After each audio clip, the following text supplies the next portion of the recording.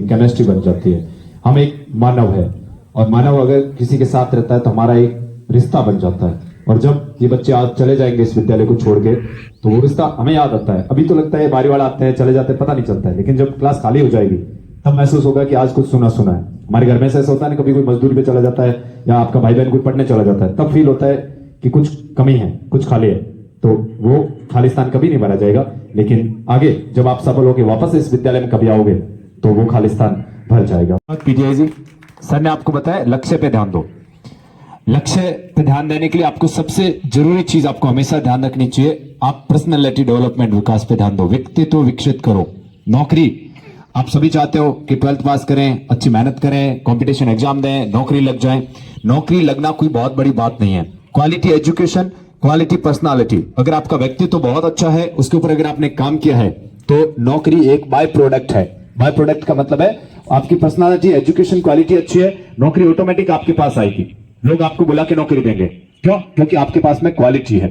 इस वजह से आप देखते हो हमारे विद्यालयों में नौकर बहुत सारे हैं, अध्यापक नहीं। ये बहुत बड़ी समस्या है। नौकर तो आपको बहुत सारे मिल जाएंगे लेकिन अध्यापक बहुत कम मिलेंगे। इसलिए जीवन में ध्यान रखना, क्वालिटी एजुकेशन और पर्सनालिटी पे काम करोगे तो आप एक अध्यापक बनोगे, नौकर नहीं। और ध्यान रखना, भले आप कलेक्टर बन जाना, कलेक्टर भी एक सरकारी नौकर होता है, लेकिन अगर आप एक अच्छे कलेक्टर बनोगे, क्वालिटी होगी, आपकी एक पर्सनालिटी होगी, तो फिर लोग आपको कलेक्टर के नाम से जानेंगे, ना कि एक नौकर के नाम से। इसलिए जब भी जिंदगी में कोई मेहनत करो, जरूरी नहीं है नौकरी लो, अच्छा मेहनत करो, कुछ और भी बन सकते हो। लेकिन मैंने थोड़ा सा देखा है कि सीरियसनेस की कमी है। सीरियसनेस पे काम करो, थोड़े गंभीर रहो। जिस लक्ष्य को लेकर चल रहे 12th में पढ़े, थोड़े गंभीर रहो, क्योंकि अभी आपका इजी टाइम चल रहा है। एक अमेरिकन राइटर थे, उन्होंने कहा था, hard time creates strong man, strong man creates easy time, easy time creates weak man, weak man creates hard time. मतलब समझो इसका, hard time create strong man. अगर आपका कठिन समय चल रहा है तो एक मजबूत आदमी निकलेगा। इसलिए हमारे माता पिता का कठिन समय चलता था, वो मजबूत थे, हमारे लिए पढ़ा, हमारे लिए मेहनत की, पैसे कमाए, जोड़ जाड़ के जहां से भी हुआ पैसे कमाए, और आपको इतनी इजी लाइफ थी। बैग मिलता है, अच्छी सुविधाएं मिलती है, अच्छा स्कूल मिलता है, ऐसी कोई सुविधा नहीं जो आपके पास में नहीं हो। इसलिए क्या किया उन्होंने, हार्ड टाइम था, स्ट्रॉन्ग मैन निकल के आए। आप क्या हो, आप strong man creates easy time. वो मजबूत लोग थे, उन्होंने इजी टाइम क्रिएट किया। Easy time creates weak man. जब समय सही चल रहा हो, आसान चल रहा हो, तब कमजोर लोग निकल के आते हैं। आपका समय, हम सबका समय कमजोर, इजी चल रहा है, आसान लाइफ मजे से कट रही, कोई पता ही नहीं चलता है 12 महीने कब निकल गए, कब पढ़ाई क्या क्या। Easy time creates weak man, कमजोर लोग पैदा होते हैं, और फिर weak time creates strong man. एक साइकिल बन जाता है, ये साइकिल हमेशा चलता रहेगा। आप उसको तोड़ सकते हो। कैसे तोड़ सकते हो? ऐसे तोड़ सकते हो कि जब आपका इजी टाइम चल रहा हो तब आप हार्ड वर्क करो, इजी टाइम में कठिन मेहनत करो, कभी आपका हार्ड टाइम आएगा ही नहीं। ये हमेशा से साइकिल है, ऐसा ही होता आया है। जब आज मैं आता हूं, मैं बाइक पे आता हूं, मेरे बच्चे कार में जाएंगे, लेकिन उनके जो बच्चे होंगे वो पैदल जाएंगे स्कूल। रीजन है क्यों? क्योंकि जिनके पास कार होगी वो मजे करना शुरू कर देगा, वीक टाइम में, इजी टाइम में वो वीक मैन बन जाएगा, और बाद में उसका टाइम खराब हो जाएगा। फिर एक समय आएगा वापस स्ट्रॉन्ग मैन। ऐसे इंडिया 1947 में आजाद हुआ था, तब एक टफ टाइम था, स्ट्रॉन्ग कंट्री। आज देखोगे आप स्ट्रॉन्ग कंट्री के रूप में सामने आ रहा है। अभी इजी टाइम आ रहा है, हम लोग वीक जनरेशन क्रिएट कर रहे हैं, और वीक जनरेशन आगे जाके क्या करेगी, आगे जाके वीक इजी टाइम लेके आएगी, वो टफ टाइम हो जाएगा हमारे लिए। इस चीज को आपको क्या करना है, गौर करना है। और दूसरी चीज है, अप्रिशिएट करना सीखिए, प्रशंसा करनी सीखिए। हर व्यक्ति में सेम क्वालिटीज नहीं होती है। आज हम इतने टीचर्स बैठे हैं, सारे क्वालिटी के नहीं हो सकते हैं। कोई अच्छा बोलता है, कोई अच्छा पढ़ाता है, कोई और अच्छे काम में अच्छा करता है, कोई ऑफिस का अच्छा काम करता है, कोई किसी और काम में करता है। Learn to appreciate. हम इस दुनिया में इसलिए आए, मानव की एक प्रवृत्ति होती है कि उसको प्रशंसा चाहिए, जैसा भी काम करता है उसको प्रशंसा चाहिए। It needs appreciation. आप अपने साथियों का अप्रिशिएट कीजिए, खासकर अपने माता पिता को अप्रिशिएट कीजिए। जैसी भी सुविधा दे रहे हैं, वैसे नहीं है आपको जोड़ जाड़ के दे रहे हैं, पढ़ा रहे हैं, आगे पढ़ाए कि नहीं पढ़ाए उस पर ध्यान रखना। हमेशा पेरेंट्स को अप्रिशिएट कीजिए कि आपने जितना मेरे लिए किया वो बहुत था। अपने टीचर्स को अप्रिशिएट कीजिए कि आपने जितना किया। अपने साथियों को अप्रिशिएट कीजिए, जहां कोई भी आपकी हेल्प करता है उसको अप्रिशिएट। अप्रिशिएट का मतलब होता है प्रशंसा करना। निंदा से बच के उसकी प्रशंसा करो, और जब आप प्रशंसा करोगे तो आपकी एक पर्सनालिटी विकसित होगी, लोग ऑटोमेटिक आपको सम्मान देंगे। सम्मान छीना नहीं जा सकता है। दो चीजें होती है, एक होता है डर और एक होता है प्रभाव। फियर एंड इन्फ्लुएंस, बहुत फर्क होता है। हिटलर डर पैदा करता था, 6 साल बाद उसको सेकेंड वर्ल्ड वॉर में हार के खुद गोली खा के मरना पड़ा। महात्मा गांधी इन्फ्लुएंस, प्रभाव विकसित करते थे। आज तक दुनिया के हर देश में जाओगे उनकी मूर्ति मिल जाएगी, बिकॉज ये इन्फ्लुएंस द पीपल। उन्होंने लोगों को प्रभावित किया, इन्फ्लुएंस था उनका। ना कि डर था। इसलिए जीवन में कभी भी नौकरी ले लो या कुछ भी हासिल कर लो, कुछ भी बन जाओ, हमेशा इन्फ्लुएंस विकसित करना, भय विकसित नहीं करना है। डर विकसित करोगे, एक टीचर है बच्चों में डर विकसित करता है, सामने रहेगा तब तक ठीक है, बच्चा सीधा बैठे एकदम करक, लेकिन जैसे ही वो बाहर निकलेगा वो बच्चा नहीं बैठेगा। इन्फ्लुएंस होगा तो बच्चा, टीचर सामने नहीं होगा तो भी उसको लगेगा कि हाँ दैट वाज द टीचर जिसने मुझे अच्छा पढ़ाया, उसका इन्फ्लुएंस काम करता है। इसलिए 12वीं क्लास के बच्चों से कहना चाहता हूं, जब आप जिंदगी में आगे बढ़ने जाओ, एक चीज, quality education, work on your personality, the job is the by product. जो नौकरी मिलेगी वो एक बाय प्रोडक्ट है, ऑटोमेटिक आता रहेगा आपके रास्ते में। पर्सनालिटी पे काम करो, क्वालिटी एजुकेशन पे काम करो। दूसरा चीज, लोगों को अप्रिशिएट करना सीखो, निंदा कम करनी सीखो, और बाकी चीजों पे अच्छे से ध्यान देना सीखो, और जितने आपके साथ थी किसी की हेल्प करना सीखो। अब समय की कमी है, आप जानते हो मैं बोलना शुरू कर थोड़ा लंबा हो जाता है, थोड़ा ध्यान रखना। और 12th के बाद में जो आपको करना है, तो अच्छा टीचर जो भी आपके आसपास मिलता है उससे पूछ लेना कि सीयूईटी का प्रोसीजर क्या है, या फिर अगर टीचर बनना है तो वो 4 वर्ष से बीएड करना है कि नहीं करना है। दूसरी चीज ध्यान रखना, जितने सामने मौके मिलते हैं, जहां तक संभव हो सब मौकों को बनाने की कोशिश करना। ऐसे किसी को अलग मत करना, ये नहीं करूंगा मैं, वो नहीं करूंगा। लाइफ का पता नहीं होता है, एक साल जब गुजरता है फिर लगता है यार पिछले साल वो कर लिया होता, मैंने ये कोर्स कर लिया होता तो अच्छा रहता। इस कारण आपके सामने जो ऑप्शन आता है, बीएसटीसी का फॉर्म भर दो, है ना, जो पीटीटी का होता है उसका फॉर्म भर दो, सीयूईटी का भर दो, वो 4 वर्षीय करने वाले उसका भी फॉर्म भर दो। 4 एग्जाम दिए, 4 में से 4 में पास हुए, अच्छी बात है, जो आपको सबसे अच्छी लगे उसको ज्वाइन कर लो। 3 में पास हुए तो जो अच्छी लगे। अब आपने क्या किया, एक फिक्स कर लिया सीयूईटी दूंगा, बाकी दूंगा ही नहीं, तो सीयूईटी में फेल हो गए। अब बैठ जाओ, ढूंढ बैठ रहे हो, समझ में नहीं, वो काम नहीं आया। चारों ऑप्शन हमेशा अपने पास रखो।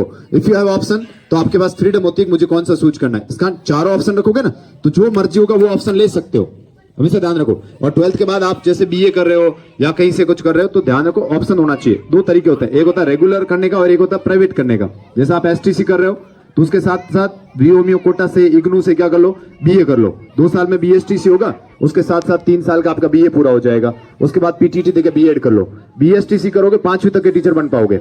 वो एक डिप्लोमा होता है, आपका योग्यता 12वीं ही रहता है, उसमें योग्यता नहीं होती है। आप बीएड कर लोगे then you are eligible for second grade teacher, और फिर एमए कर लोगे, टीचर बन जाओगे। ध्यान रखना, टीचर बनना है ना 7 से 8 साल इन्वेस्ट करने पड़ेंगे अच्छे लेवल तक पहुंचने के लिए।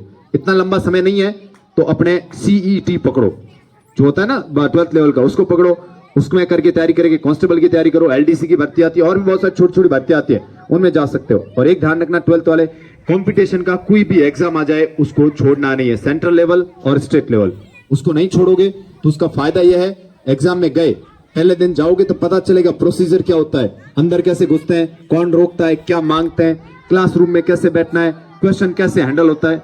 मेरे साथ बहुत से ऐसे मेरे दोस्त पढ़ते थे, बड़े धुरंधर, इंटेलिजेंट, सब कुछ आता है, लेकिन कभी एग्जाम नहीं देते थे, बहुत कम एग्जाम देते थे। उनको लगता था सीधा जाएंगे सेकंड ग्रेड बन के आ जाएंगे, गए मैनेजमेंट नहीं हुआ, पेपर मैनेजमेंट नहीं हुआ, आधे से अधिक क्वेश्चंस गलत करके आ गए। इस वजह से उनकी गलती नहीं है कि वो इंटेलिजेंट नहीं है, दिमाग उतना ही है, लेकिन समस्या है कि पेपर मैनेजमेंट नहीं आता है। क्यों? क्योंकि वो पहले कभी पेपर में बैठे नहीं थे। तो आप 10-12 एग्जाम तो ऐसे दे दो जिसमें तुम फेल हो, ये समझ के जाओ मैं फेल होऊंगा इसमें, लेकिन 10-12 एग्जाम दे के आओगे ना तो मैनेजमेंट सीख जाओगे। टीचर से कैसे बात करनी है, चेक करने वाला वो कैसे है, सेंटर में एंटर कैसे होते हैं, कैसे टाइम पे पहुंचना है, पेपर को कैसे मैनेज करना है, पिछली बार मैंने क्या गलती की इस बार नहीं करनी है, नेगेटिव मार्किंग्स कैसे होती है, कैलकुलेशन कैसे होता है, वो सारा सीख, तब आपको ऑटोमेटिक भर्ती समझ में आ जाएगी। इसलिए ध्यान रखो, नौकरी तुम्हारी उसी दिन लगेगी जिस दिन तुम नौकरी के योग्य हो जाओगे, उससे पहले नहीं लगेगी। ये मैं फैक्ट दे रहा हूं तुम्हें। अगर तुम्हें कैलकुलेशन नहीं आता ना कि मेरे 300 का पेपर है और नेगेटिव मार्किंग कैसे काटते हैं, ये तुम्हें नहीं आती है ना, नौकरी नहीं लगेगी, समझ रहे हो। या प्रोसीजर क्या है, फॉर्म कैसे भरते हैं, या गवर्नमेंट लेती कहते हैं, कागज कैसे चेक होता है, ये प्रोसीजर मैंने बहुत से मेरे दोस्तों को देखा, नहीं पता है, नहीं होता है। मैं 2018 में फेल हो गया 1 नंबर से सेकंड ग्रेड में, मुझे उस वक्त नहीं आती थी नेगेटिव मार्किंग गिननी, ठीक है या मुझे प्रोसीजर नहीं पता था कि आरपीएससी कैसे चेक करता है, या डबल रिजल्ट का सिंगल रिजल्ट कैसे आता है। मैं शेर बन के घूमता था, भाई अपना तो सिलेक्शन होगा, डबल में हो गया तो फर्स्ट में हो जाएगा, फिर पता चला हुआ ही नहीं। आज मैं जब कैलकुलेशन करता हूं 2018, मुझे पता था कि मैं योग्य नहीं था उस दिन। तो प्रकृति जानती है, गॉड नोज, भगवान जानता है कि भाई इसको अंदर लेना है कि बाहर निकलना है, या इसको बाहर निकलना है क्योंकि बच्चों का भविष्य खराब करेगा, है ना। जिस दिन तुम इस योग्य पहुंच जाओगे, इस लेवल पहुंच जाओगे, अपने आप प्रकृति आपका ऑटोमेटिक हेल्प करती है, लेकिन उसके लिए उस योग्य होना पड़ता है। सर्वाइवल ऑफ द फिटेस्ट काम करता है, वही सर्वाइवल करेगा जिसको जो फिट है। इसलिए ध्यान रखो, मेहनत करना है। अभी सर ने बोला आपको सीयूटी पे, बाकी चीजों पे मेहनत करना है, ठीक है। खुशी का माहौल है, अच्छे से पढ़ना, और जब एग्जाम देने जाओ अच्छे से एग्जाम देना, ठीक है। एक भी सवाल छोड़ना नहीं है, आता है कि नहीं आता है, you have to attempt to do that question को छोड़ना नहीं है, ठीक है। जितना आता उतना करना। दूसरी बात, हेल्प के लिए इधर उधर देखना मत। आ जाए तो ठीक है, हेल्प मिलती है ले लेना, एक्सेप्ट कर लेना, वो भी नहीं, ज्यादा हरिचंद्र नहीं बनना है ना, वो भी है। आती है एक्सेप्ट कर लो, नहीं आती है तो रो मत, इधर उधर टेबल कूद रहे हो, ऐसा भी नहीं करना है। आती है मतलब फ्लो के हिसाब से चलो। आपने देखा होगा कितना स्ट्रिक्टली समझा रहे हैं, तो वो स्ट्रिक्टली इसलिए समझा रहे हैं, उन्होंने अपने बच्चों को भी ऐसे स्ट्रिक्टली समझा रखा है, नकल नहीं करवाएंगे, तो अपने वालों को क्यों करवाएंगे। आप समझ, सपने में नहीं रहे, ख्याली पुलाव में नहीं रहे कि अपन ऐसे करेंगे वैसे। और परसेंटेज उसके ही बनेंगे जिसने खुद 12 महीने बैठ के मेहनत की है। परसेंटेज मैं किसी को बता दूंगा ना, उससे परसेंटेज नहीं बनता है, उससे सिर्फ हेल्प होती है। आदमी ठीक है, ठीक ठाक है, धक्का लग के गाड़ी पार हो जाती है ना, गाड़ी फंसती है तो धक्का लग सकता है। परसेंटेज उसी के बनते हैं भाई। आप सोचते हो ट्रैक्टर है और एक ट्रक है, ठीक है।